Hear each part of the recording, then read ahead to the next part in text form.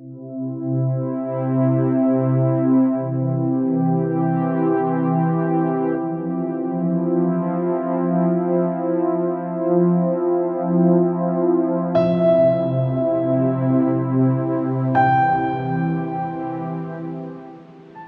1894, Thomas Edison recorded one of his first videos, Cats Boxing. Kind of gives you a sense of what people wanted to record way back when. The video was later uploaded to YouTube, and now represents one of the earliest remnants of a cat meme that we see all the time. Cat memes are a part of digital culture. I know they're part of human culture, really they're part of all culture from before us, but when cat memes became something that was digitized, they became part of the digital media history. So, welcome to History of Digital Media. This class is not about cats. It's really not. It's about learning why we use digital media and what digital media is. But I use cats as a reference because I think the bottom line of what this class really tries to get to is that it's a class about culture, digital cultures. And when I say digital cultures, I mean human culture. We're 2 billion users right now have access to the internet. That's out of 2 out of 7, but still, that's a fair amount of humankind. We could definitely see the effects of digital media culture in the most recent elections, and we could see them all over the world to the form of uprisings like the Arab Spring Uprising in 2011 and Occupy movement from 2011 as well. These movements are now part of a larger sphere of how we understand digital media in general. Digital media is something we use, something we access like a tool, but on the other hand, it's something we can't live without any longer. In this first lecture, we're going to learn a few things about how we got here. It's going to take us basically from the beginning to pretty much the 1980s. And I think it's important part to stop there in the first area of this lecture, because I think after that we start getting into our modern culture, more of a paranoid sense. But today, we notice that a lot of the way that we use these tools and a lot of the way that we interact with them, we're not sure what they actually do or how we got here. So what we're going to talk about is how did we go from having no digital culture to relying on it heavily. And what I mean by relying on it heavily is pretty important to understand.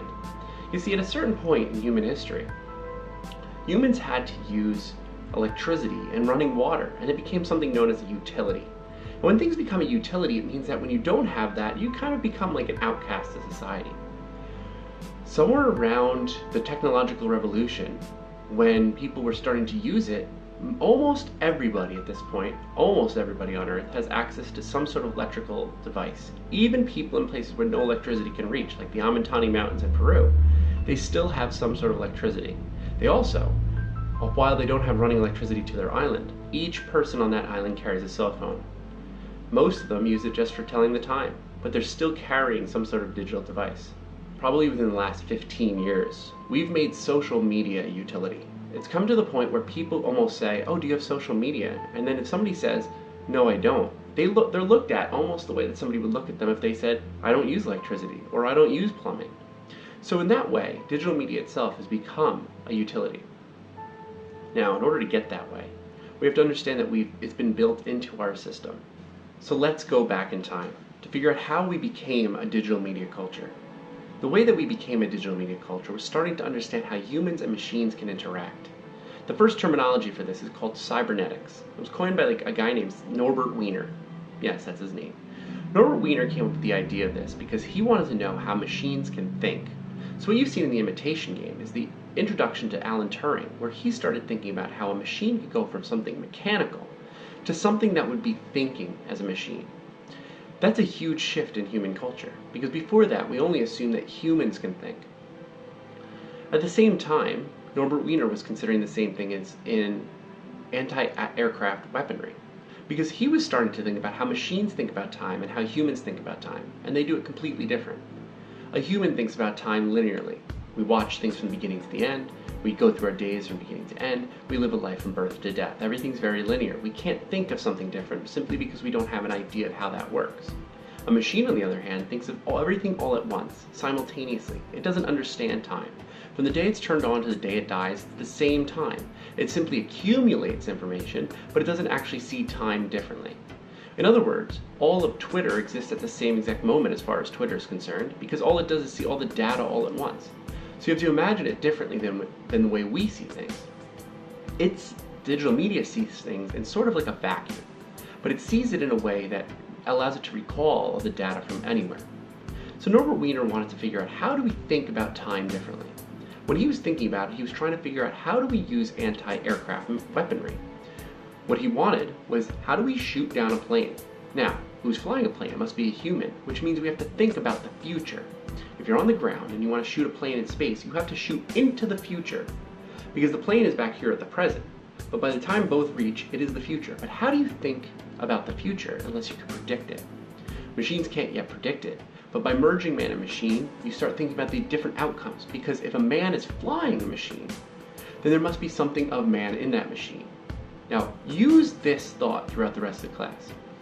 Towards the end of the semester, or towards the end of this course, we're going to start thinking about the intentional bias that's built into social media systems, into machines, made by their creators. And it becomes very important, especially in the present, to understand that the machines you use and the technology that you access has some sort of creator bias built into it. And if you could consider that, you have to understand that comes from almost 100 years worth of digital media enterprising. So, cybernetics in the 1940s, as well as Alan Turing's machine, become the foundation of how we get through our history of digital media. Because in understanding the history of digital media, you have to know that each of the things that occur happen because one after another are based on the previous technology. In the 1950s, we began the Cold War. And the Cold War is very important to understand as part of the history of digital media. Because the Cold War wasn't just a weapons arms race between major superpowers of the world, but it was also about, how do we understand each other in a different way? How do we understand each other as machines? In 1957, the Russians beat the US to the space race by launching Sputnik, the first satellite to go around the world. It caused chaos within the United States Defense Forces, and that started the DARPA. DARPA initiative helped design how we would understand defenses, but as well as connecting research from university to university. So, please watch this short video and then I'll explain it on the way back.